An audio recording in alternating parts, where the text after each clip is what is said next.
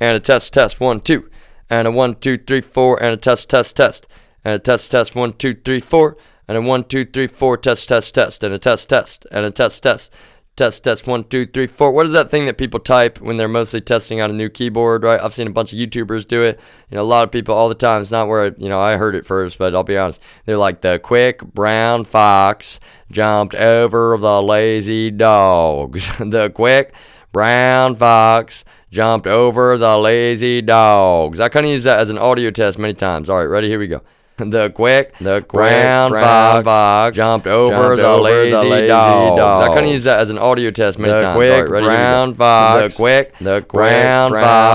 jumped over the lazy dogs. I kind of use that as an audio test many times. Try that again. The quick brown fox jumped over the lazy dogs. I kind of use that as an audio test. Try that again. Quick brown fox jumped over the lazy dogs. Quick brown fox jumped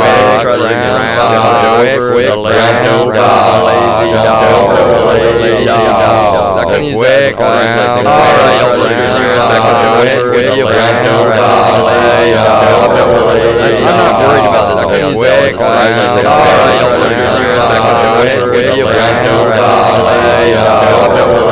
not worried about this. I can use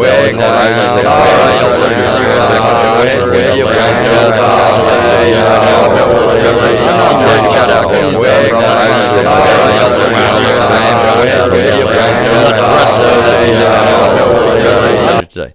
So there's a big difference between being actually depressed and just kind of frustrated because one of your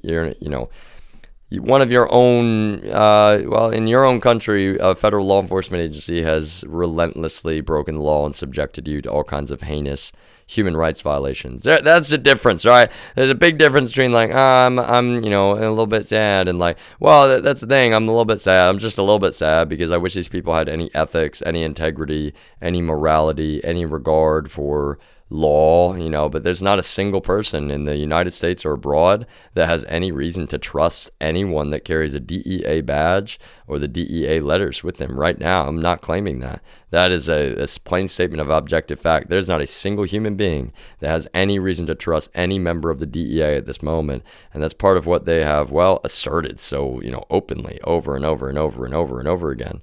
And, when they found out that I was an investigative journalist and, they just hadn't seen the journalism part yet. That's pretty much, no, they did. Let me emphasize. When I was, giving talks on the family way back in, what year was that?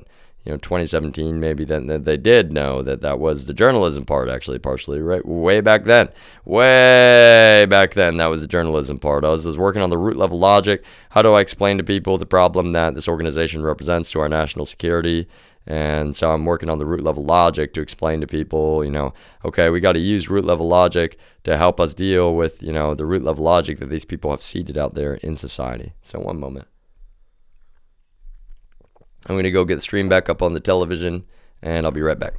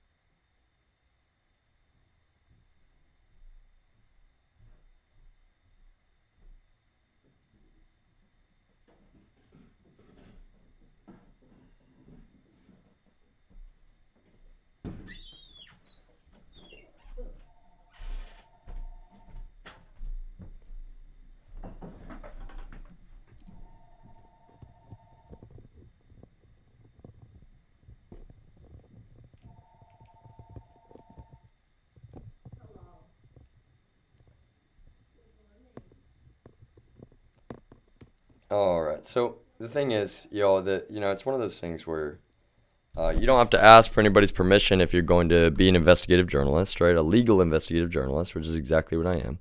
You don't have to ask. Do not ever feel like you have to ask, or I mean it, because the moment that somebody's telling you you need to ask, they're not understanding our law in any way, shape, or form. And it's one of the things I'm speaking to the U.S. here. I'm very anti-xenophobia, y'all, but it really in general, it's really something you should not ever have to ask about. Let's put it that way. Now, that's one of the things, though. I'm not a globalist anyway, y'all, but I will acknowledge that, I very much am glad that we have such very clearly defined freedom of speech in our country, and nobody gets to change that. That's not a maybe type thing, right?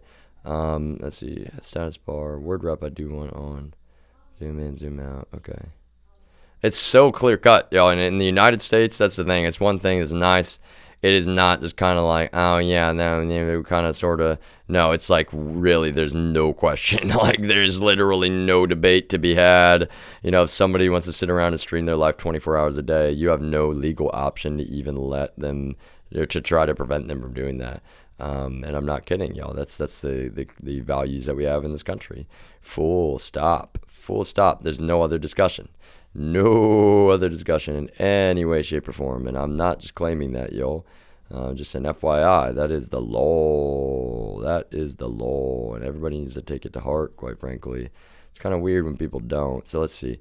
Voyager 1, Voyager 2. Okay. I think we had, I'm not, it doesn't have to always be the same way, y'all, but I like consistency, right? Let's see. Change that. Change that. Okay, so now we got our feeds, right? Look how light in a way, y'all. It's like 3 Chrome tabs. We've only opened 1 web browser thus far. I've opened the settings. I've opened OBS. It's kind of great because right now it's like, wow, look how snappy this machine will be with those, wow, that's actually amazing. Okay, now I can do Windows tab and go over to my other desktop here, which again, I kind of meant for this to be desktop 1. Let's do that right now. So the main feed's going to be desktop 1, and then we got beautiful pictures of, I wrote a song, y'all. It's not an advertisement. I wrote a song, my first publication, right? Okay. You can go, I've got Voyager. All right, I'm brand new to not podcasting, y'all, let me emphasize. I'm brand new to Spotify and publishing my work, and to some extent, right? And so, okay, Voyager is my Spotify for podcasters. Okay, you can go here and you can check out. This has a decent amount of context about what's been going on. Especially if you got to read between the lines a little bit, y'all. I just don't have the time to edit things so much. Look at that. Look at that on the fly, y'all. Added this graphic. It's beautiful. It almost, I can't, I don't know whose puppy picture. I'll have to go check, y'all. But it looks like a little album cover. Is that kind of perfect? Like, wow, they actually tried to muzzle this cute little puppy who, when he really lets the muzzle off, like, yes, he can rap. Oh, yes, he can rap. But that being said, y'all, I'm not claiming that I'm the best rapper, and that's the thing. Please do not call me a rapper. I really mean that, y'all, because really, to be honest with you, I'm very conscious of the psychology, and I'm just the humblest, quietest guy on the face of the planet in a lot of ways. I'm just a private person, and so, in a way, it's part of what's frustrating anybody that's like trying to project upon me that I'm a rapper. Like, I don't just not see myself as a rapper. That's what's funny.